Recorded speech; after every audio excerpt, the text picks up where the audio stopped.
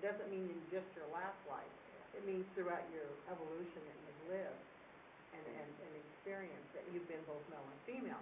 But when you know that there's 60% of people, or like each person has probably 60% that they are at least either male or female, they live one or more other lives, more male lives or more female lives. But this also explains gays and lesbians, why there is such.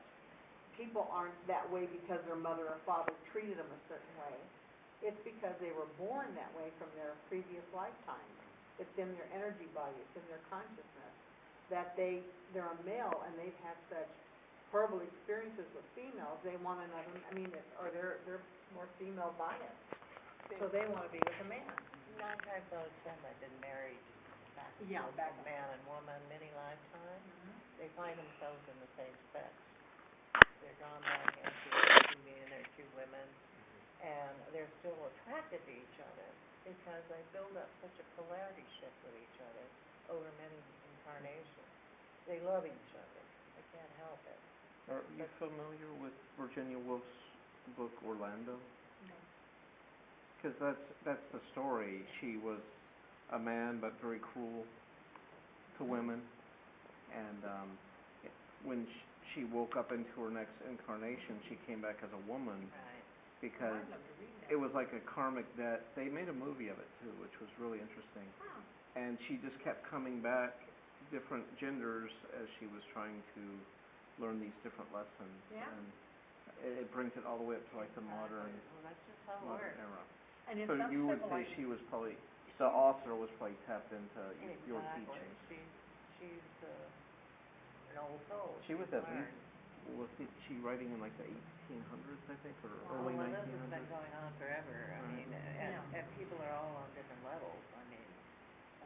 People have learned these things many lifetimes ago.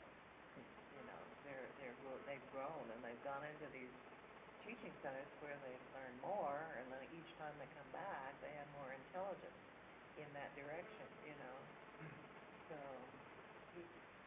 So are we as our group here as professing Christians, are we on a slower path or hindering ourselves from tapping in or growing or Different.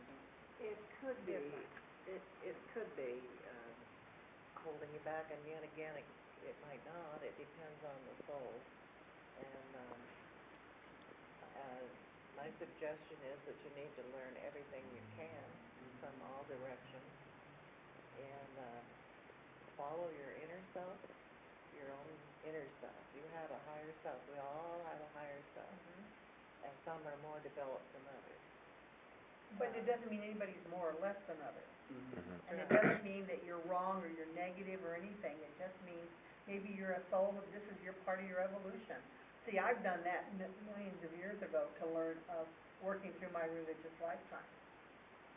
Religion is a very good thing to learn of something greater than yourself, outside of yourself. Meaning to learn of spirit, to learn that there's something spiritual. But then eventually it's like an old doll I have, and as I get older I need to